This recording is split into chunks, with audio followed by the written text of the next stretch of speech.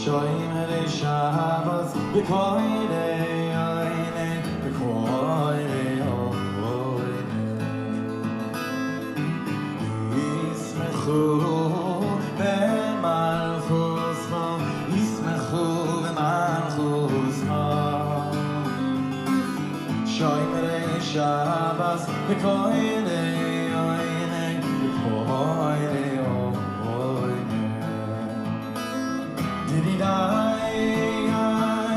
Shabbos Kodesh,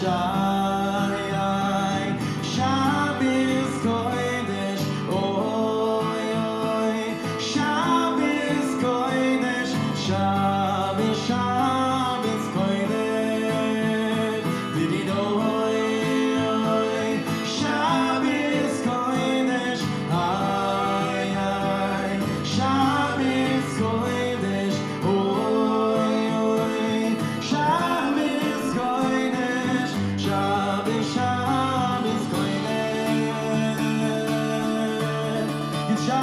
Shabbat Shalom.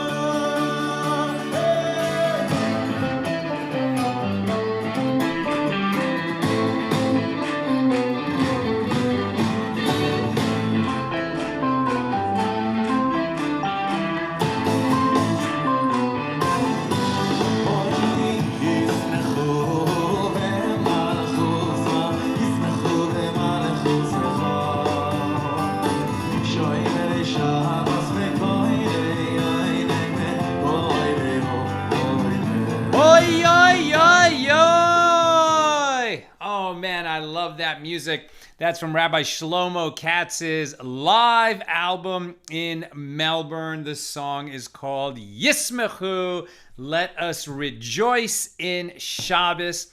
As I went live earlier today to share a story about that intersection between Shabbos and Rosh Hashanah, which this year they coincide. Rosh Hashanah begins Friday night, as does Shabbos. What a double blessing. We are so lucky. Let us rejoice and let's light up the darkness. Who is going to be with us on this fine Wednesday evening? It's Wednesday for sure. We can already be saying good Shabbos to each other. Stephen Gagere says shalom from Dover, New Hampshire. Melissa Itel Jurin says good evening from Great Neck, New York. Paula Schmidt-Klauser from Chicago.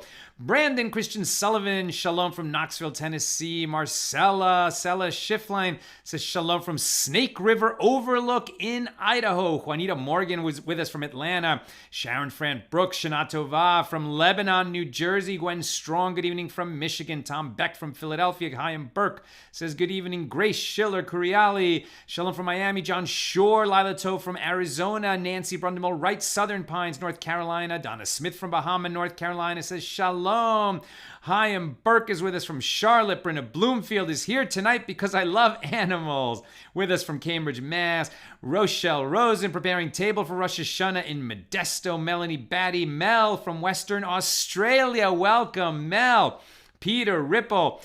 Shalom from Arizona. Ed Berg from Galloway, New Jersey. Ngozi Nganga is with us from Africa, I believe. Hillary Strickler, shalom from Cincinnati. Sue Strauss in the house from Chicago, enjoying the teachings and extra stories. Travis Lightcap, shalom from Ohio. Audrey Lintner, shalom from the Midwest. Juanita Morgan from Atlanta.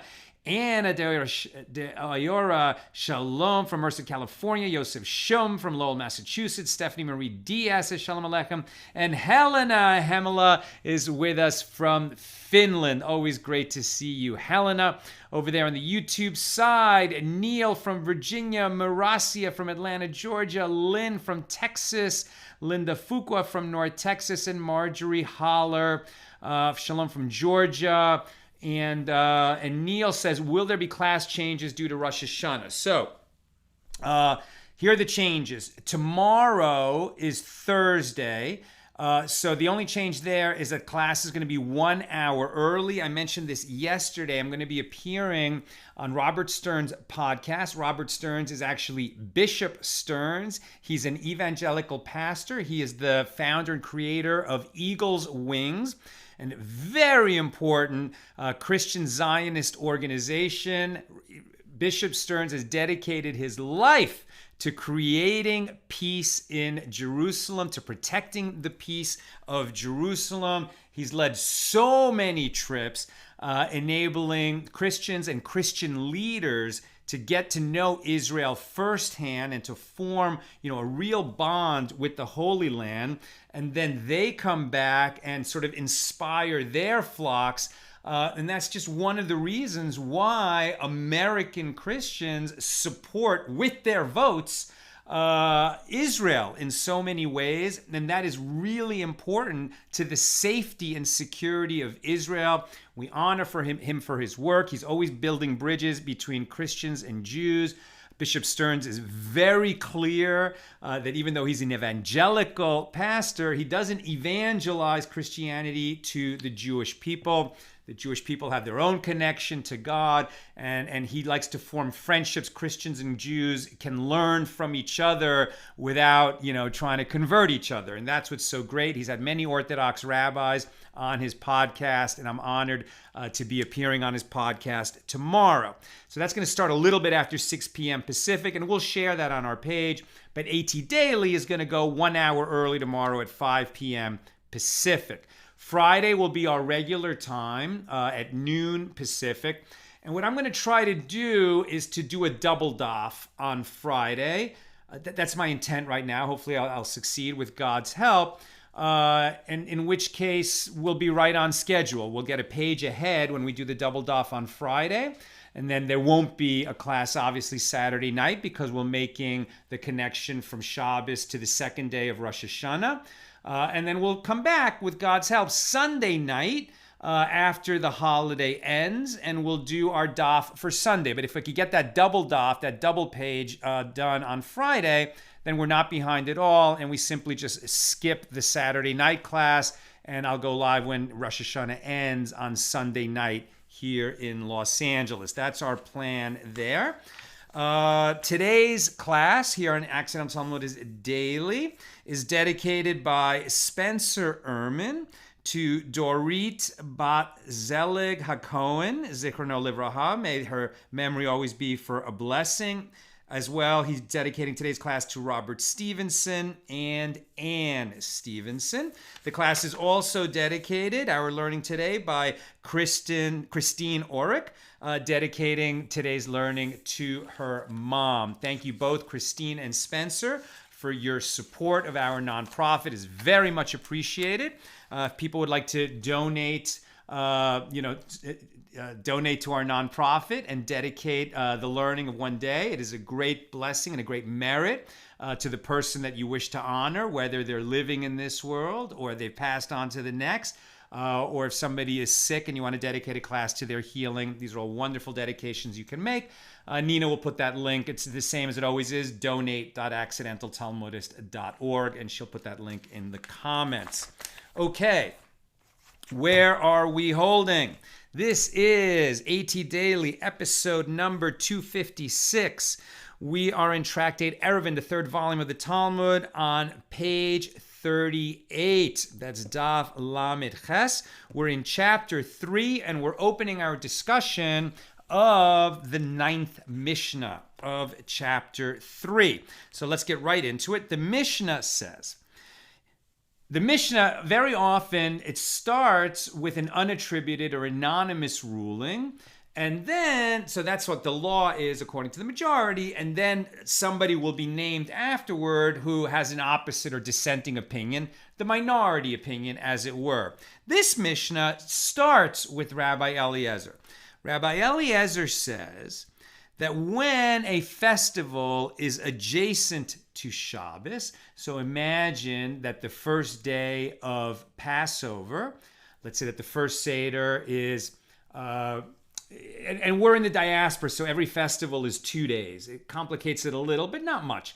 But so just imagine that the first day of Passover, the first Seder, is Wednesday night, and then the first 2 days of Passover outside of Israel are a holiday, right? It's a 2-day holiday, so that would be Thursday and Friday are the holidays. And then comes Shabbos. right? So it's festival and then Shabbos immediately. Passover in Israel is a one-day holiday. So imagine it like the Seder's Thursday night. Friday is Passover, that first day of Passover, which is a holiday. There's 8 days of Passover, 7 in Israel, but the first day is really the festival, and then we go into the intermediate days. So we're really talking about the festival day. So imagine in Israel, first day Passover is Friday, and Shabbos is Saturday. So we have a Yom Tov. A Yom Tov means a good day, but means a festival day. So a festival day on Friday, Shabbos on Saturday. That's what you want. That's the picture that we're painting here. So when the festival is adjacent to Shabbos, and in this case, we're going to say festival first.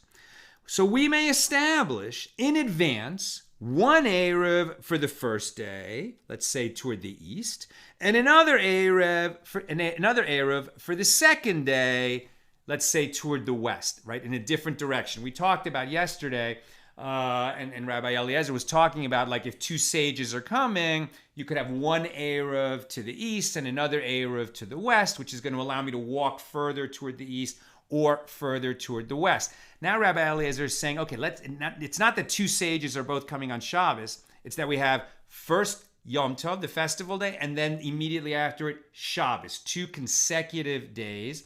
Rabbi Eliezer says, okay, so on Yom Tov, there's a sage coming from the east, and I want to go hear his Torah lecture, so I want to go that way. I'm going to establish an eruv before the festival, right? It's a Friday festival, so I'm going to establish this Thursday morning, and I'm going to put an eruv in that direction so that I can go hear his lecture on the festival.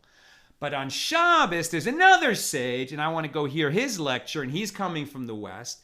So also on Thursday morning, I'm going to establish an eruv. I'm going to place a basket of food toward the west, so that I can go hear his lecture, which is going to be in that direction. So I'm establishing 2 eruvs for 2 different days, both in advance. I'm doing it before the festival starts, but I'm doing one eruv for the festival and one eruv for Shabbos.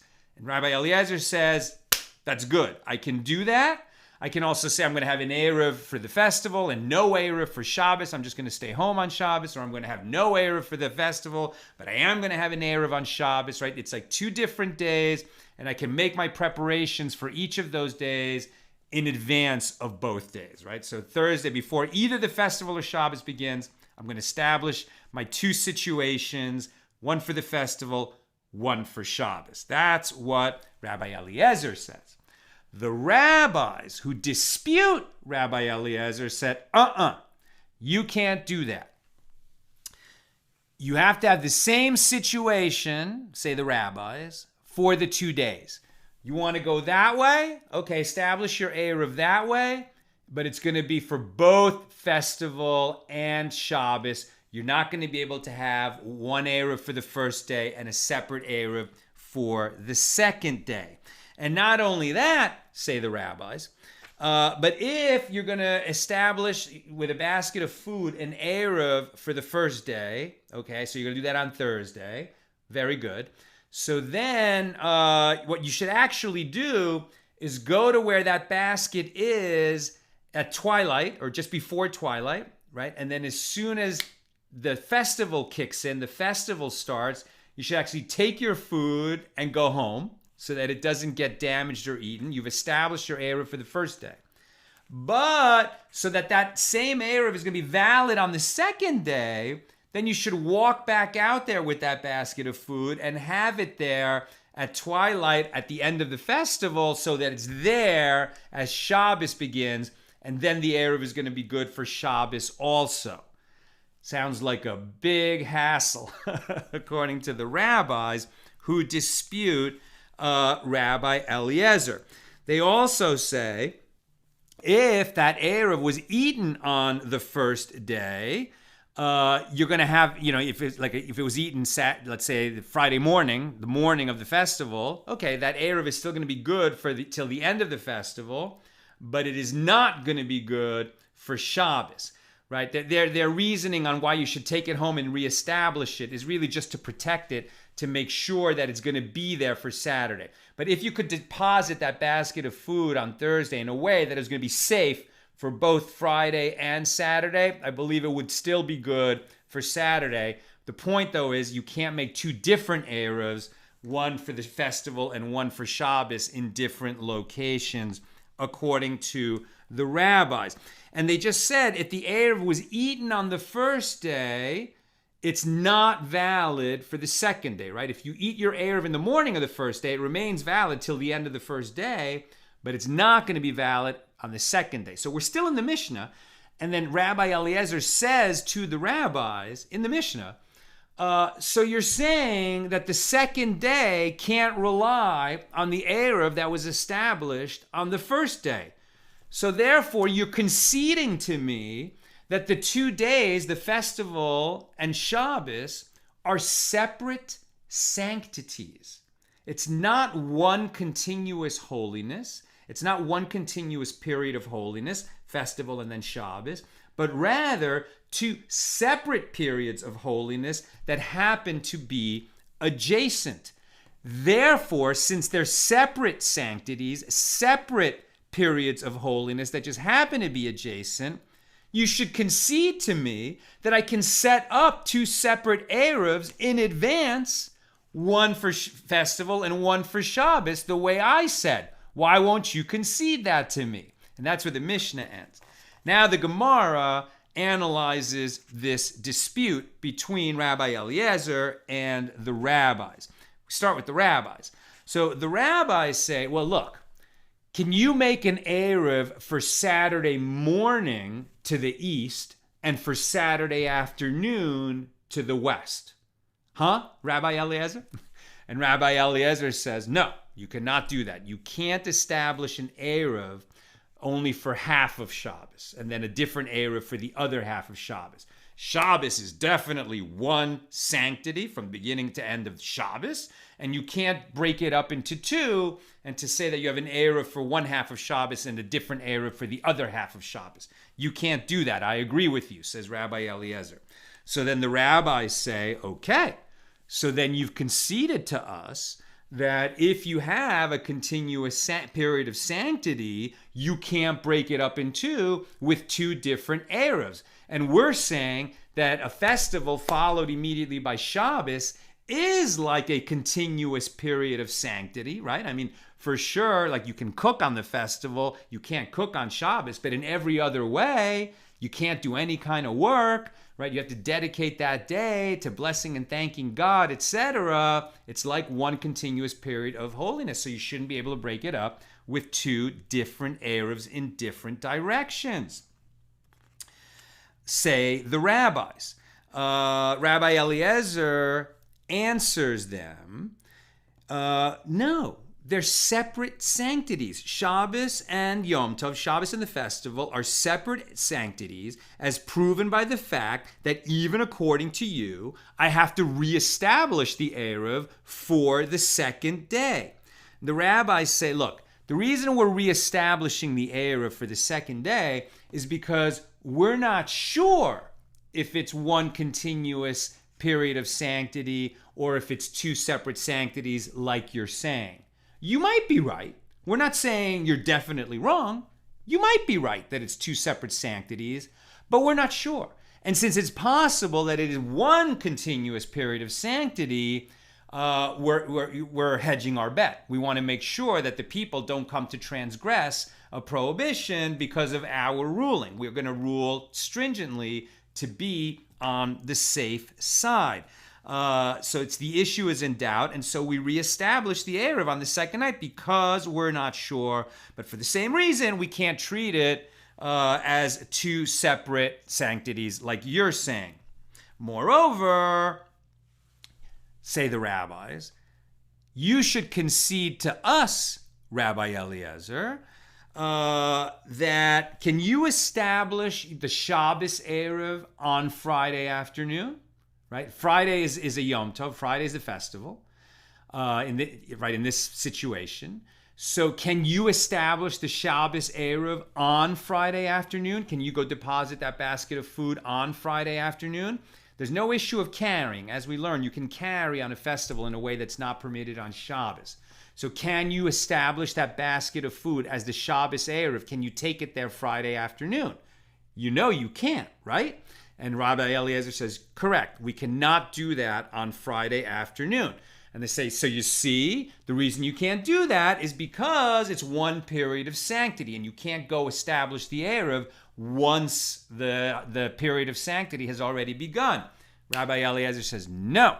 The reason that we can't establish the Shabbos eruv on Friday afternoon when a festival falls on that Friday is because on a festival, we can't do something to prepare for what happens after the festival. Just like we learned in Tractate Shabbos that on Shabbos, for example, we would not fold clothing that we didn't intend to wear that Shabbos.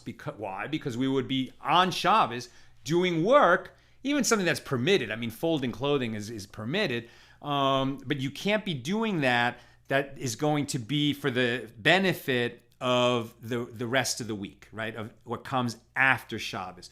We're prohibited to make preparations for what comes after Shabbos during Shabbos, and likewise, we're prohibited to make preparations during a festival day for what comes after the festival day, even if what comes after the festival day is Shabbos.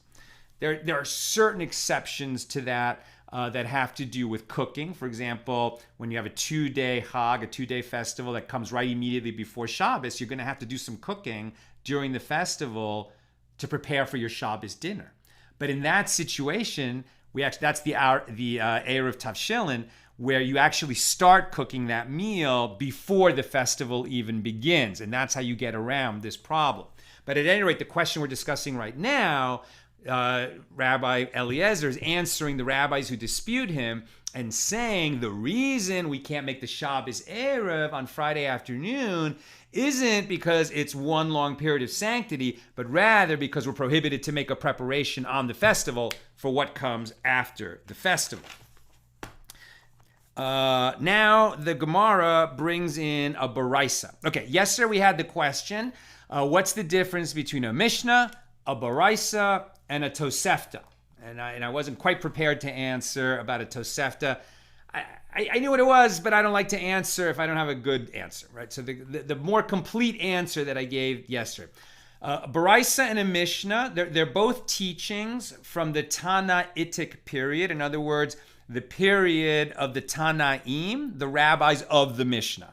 Late Second Temple period, sort of like 100 before the Common Era, through going to the end of the fall of the Second Temple was like around the year 69 of the Common Era.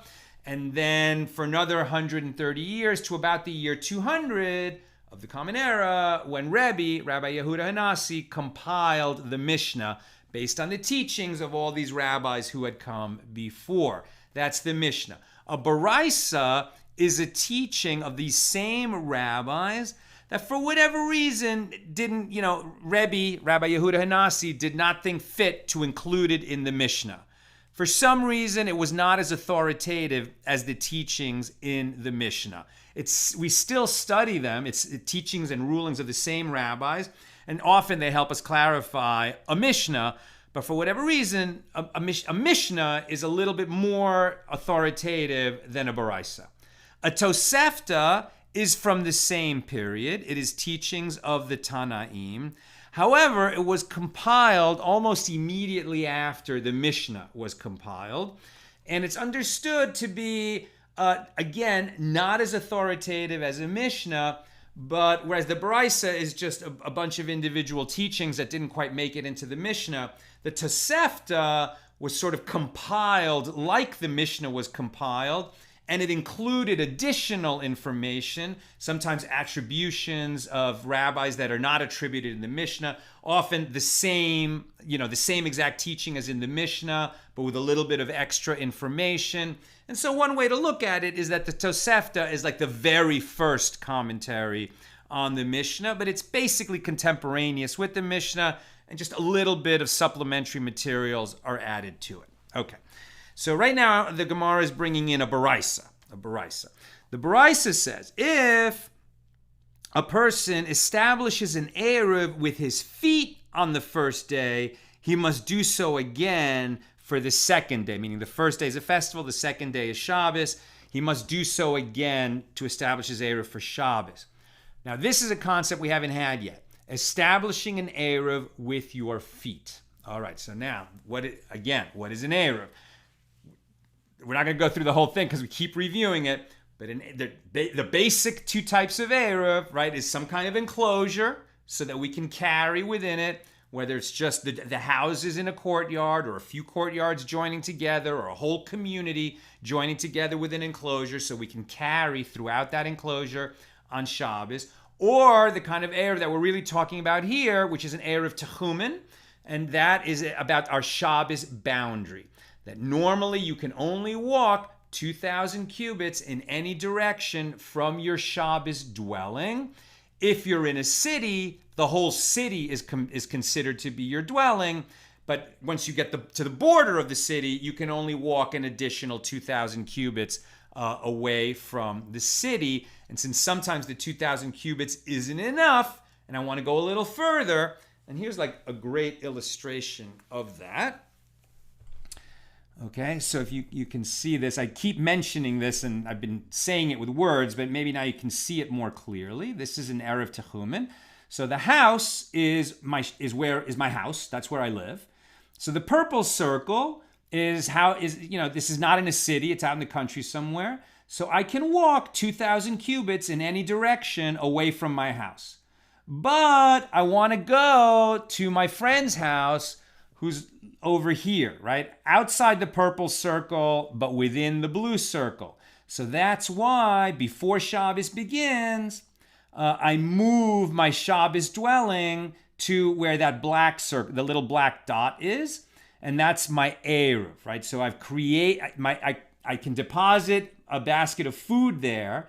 That's going to be my Shabbos dwelling, and then that establishes my Shabbos boundary, my techum, as the blue circle instead of the purple circle, right? That's what we've been talking about. Okay, so now here we have a situation where we've been talking about that you establish that Shabbos dwelling by putting a basket of food in that location before Shabbos begins. That's what we've been talking about so far. However, there's a different way to establish your Shabbos dwelling. You don't have to do it with a basket of food. We saw there were all kinds of requirements for the basket of food, how much food, 2 meals, what kind of food, what status of the food, that the food has to be accessible throughout Shabbos, etc. But there's a different way to establish the Shabbos dwelling, and that is to do it with your feet. How do you establish a Shabbos dwelling with your feet? You walk to that location, and then you stand there as Shabbos comes in. You stand there through twilight until it's dark. So you were standing in that location as Shabbos started, and you declare, this is my Shabbos dwelling. You want it to be your dwelling. It's not automatic just because you're standing there, but if you desire that it becomes your dwelling, you can say so. And now that spot where you were standing as Shabbos came in, that becomes your Shabbos dwelling, and now you can determine the techum, the boundary, the Shabbos boundary from that spot. So according to this baraisa that we're learning now, if you establish the eruv with your feet on the first day, you must do so again on the second day, right? So this would argue that it's at least the doubt that the rabbis are expressing, or it's like with Rabbi Eliezer, these are two separate sanctities. If you have to go stand there again, you did it for the festival, so that's establishing your boundary, how far you can walk on the festival, the first day. And then you have to go do it again and stand there at twilight, so that your Shabbos boundary will be the same as your festival boundary was. You have to reestablish it. That's why Rabbi Eliezer was saying to the rabbis, you should concede to me that it's two separate sanctities. If we have to go stand there again, this is further evidence, seemingly, that Rabbi Eliezer is right. Likewise, says the Baraisa, a food eruv may be relied on for the second day. That seems to indicate maybe one period of sanctity. But if it was eaten on the first day, you can no longer rely on it on the second day. That definitely indicates two separate sanctities, as Rabbi Eliezer has been arguing. Rabbi Yehuda says, if the food is eaten on the first day, not only can he not rely on it for the second day, but because of doubt, he's caught in the middle. So Rabbi Yehuda is saying, okay, because you tried to move it from your house to the black dot, to make that your boundary during the festival and Shabbos. But then the basket of food was eaten, so we're not sure if your dwelling now snaps back to your house or remains where you moved it to. So now you're going to have to be stringent. You can only walk as far as 2,000. You could only go 2,000 from the dot toward that in this direction, so to about here, and you can only go from the house 2,000 cubits in this direction, so to about here. And this is why, and this is what the sages call being caught between a camel driver and a donkey driver. Right? The camel driver prods the animal from behind, the donkey driver leads the animal from in front, and you've got the worst of two worlds, right? You're going to have less than you thought you had, and you're going to be circumscribed by both the stringencies of both Shabbos dwellings, right? We're not sure which is your Shabbos dwelling, so we're going to protect you from violating the boundary by walking too far in either direction. That's according to Rabbi Yehuda, the stringencies of both eruvs. But Rabbi Shimon ben Gamliel, Rabbi Yishmael, the son of Rabbi Yochanan ben Baraka, say that if he established an eruv with his feet on the first day, he need not reestablish the eruv with his feet on the second day. And likewise, if he established his eruv with a basket of food and it was eaten on the first day, his eruv remains valid on the second day. This would imply that it is one period of sanctity. The festival followed by Shabbos is like all one long period of sanctity. Whatever you establish on the first day remains valid on the second day. This is good in terms of convenience, but this contradicts what Rabbi Eliezer was saying, that you could establish separate eruvs before the holiday ever began. Rabbi Eliezer said you could establish one eruv for the holiday and a separate eruv for Shabbos. This would indicate that you can't do that because it's all one period of sanctity. So you can only have one eruv good for both days, according to this baraisa. Rav says this baraisa is wrong. The halacha, the law, accords with the four elders who agree with Rabbi Eliezer. So Rav is saying, now Rav is an Amora, he's one of the sages of the Talmudic period, right, later, of the Gemara. He was active later than 200, after the Mishna was compiled. So Rav is saying, no, we understand the law now, and even though we have these teachings that seem to contradict it, there was a lot of contradictory teachings, but we have figured it out.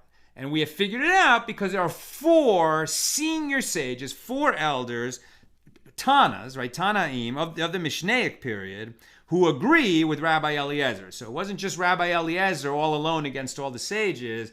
Rabbi Eliezer has key support. Who supports Rabbi Eliezer?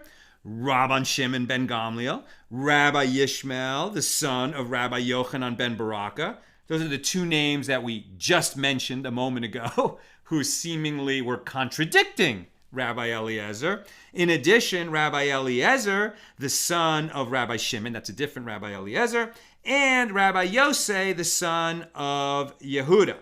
And some say not Rabbi Yosei bar Yehuda, but rather Rabbi Eliezer. In any case, four elders who support Rabbi Eliezer's position that festival adjacent to Shabbos constitutes two separate sanctities, and Rabbi Eliezer was right that in advance you could establish two separate eruvs because you want to go hear a Torah lecture to the east on the festival and then a different Torah lecture to the west on Shabbos.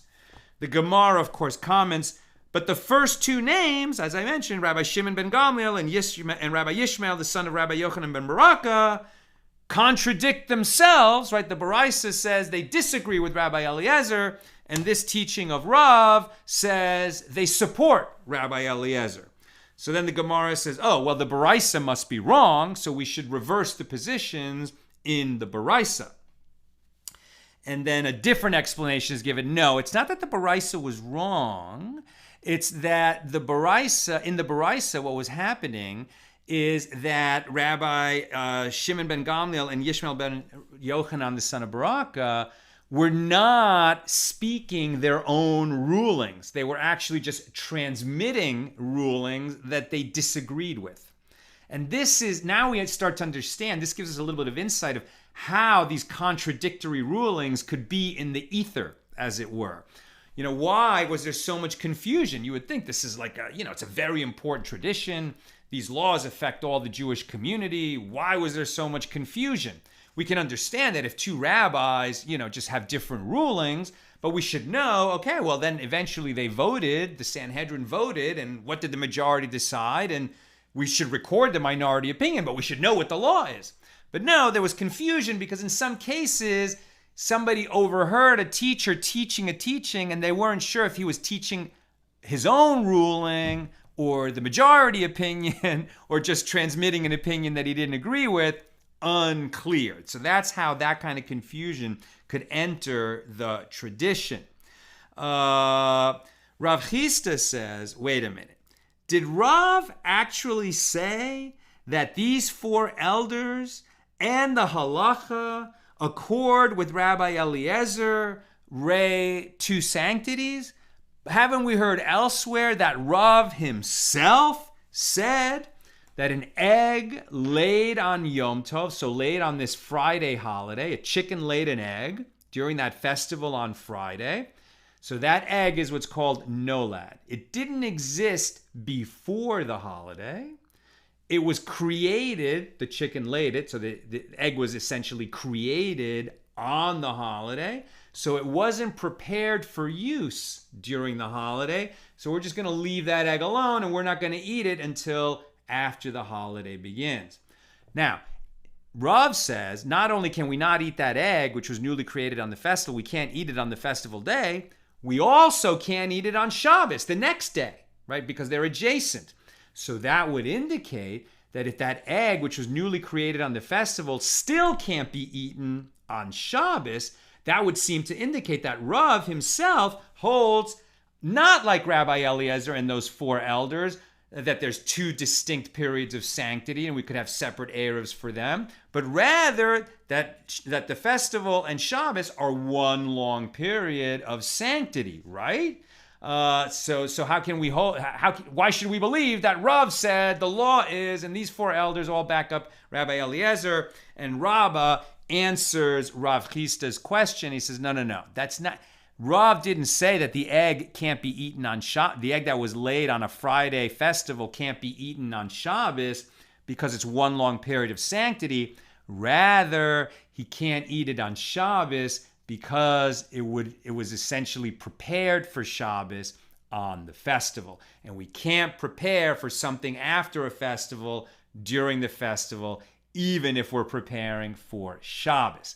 So we've done away with that objection. And now the law seems clear. Rav, these four elders, these four senior sages, and Rabbi Eliezer all hold that the festival and Shabbos are separate sanctities, and we can establish before the holiday began, like on Thursday, two different eruvs, one for the festival, a different one for Shabbos, and the law is like that.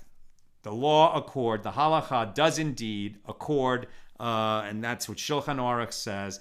The law accords with Rabbi Eliezer and the elders who back him up. The festival and Shabbos happen to be abutting each other, but they're considered separate sanctities. And that's what I've got for today. Let's see if we've got any comments or questions. Okay, Nina had to go attend another event. She's only listed one question for me. I'll answer this one, and then I'll try to scan the comments myself. Sharon Frant Brooks says, But we say the blessing separating holiness of the holiday from holiness of Shabbat when we do a modified Havdalah after Shabbat during a holiday. Doesn't that imply two types of holiness? Exactly. Very good, Sharon. You got it. We just had to go through the process of figuring out how the sages arrived at that conclusion. And what we did is we recapped, decades or maybe centuries of arguing among the sages. But yes, exactly. It's two separate sanctities. And that's why if we have like Shabbos, if we have, like we do this year, right? So Rosh Hashanah, it's a little different because Rosh Hashanah and Shabbos coincide on the same day. And then we have second day Rosh Hashanah. So I'm not sure exactly what we're going to say for Havdalah Saturday night. But normally, for example, if first day Rosh Hashanah was on Sunday, so we had Shabbos and then Rosh Hashanah, at the end of Shabbos, we would say a special Havdalah. Instead of saying, blessing God who separates between holiness and the ordinary days of the week, we would say who separates between holiness and holiness. Exactly as Sharon said, two different kinds of holiness, separate sanctities. I'm not going to get that. Okay. Are there any... Christine, the egg being laid is an act of preparation for Shabbat. Right, if the egg was laid on Friday during a festival and we, picked it up so that we would have it ready for Shabbos, then that would be the act of preparation for Shabbos done on the festival, and that's why we don't do it. Okay, I think that's all in terms of questions that I'm seeing over there. And on the YouTube side, Neil says, in the first Mishna we learned today, we learned that the eruv techumin can be created by an agent that I delegate. So I can stand during twilight in one place and my agent with food in another. Is this a correct understanding? Yes, Neil. As far as I understand it, correct. You could send your agent, and we saw this, remember, a few days ago. Your agent has to be competent, right? He can't be a minor. He can't be a non-Jew. He can't be someone who doesn't subscribe to the authority of the sages, because an eruv techumin is a rabbinic ordinance, right? The eruv exists by rabbinic law. So it has to be someone who's like not a Samaritan, not a Sadducee. But, a normal competent person can go and be your agent and stand at that spot with the basket of food or with his feet, I think, and say, I am here to declare this is the eruv for Neil, who happens to be in his house right now.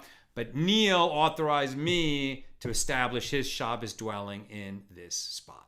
Okay, that's what I've got for us. Guys, if you're staying with this, you're doing great. This is not easy stuff. And it's well known that many Daf Yomi journeys end in Tractate Eruvin because it's challenging to keep these rulings straight. But if you stick with it, what you're doing is training your mind really to understand Talmudic reasoning and how we parse one law from another, one case from another, one situation from another, one teacher from another, one teaching from another. And we're going to need those skills. It's not by accident that Rav Ashi and Ravina, who edited the Talmud, the Babylonian Talmud, made this be the order of the volumes. Brachas it's so inspiring. There's so many teachings that are all, like ethical and beautiful and about dream interpretation, etc. And then we studied Shabbos at length, and some parts were difficult, but many parts were very inspiring. And even in Tractate Eruvin, there's going to be sudden digressions into great stories of the Talmud and kind of ethical, inspiring teachings.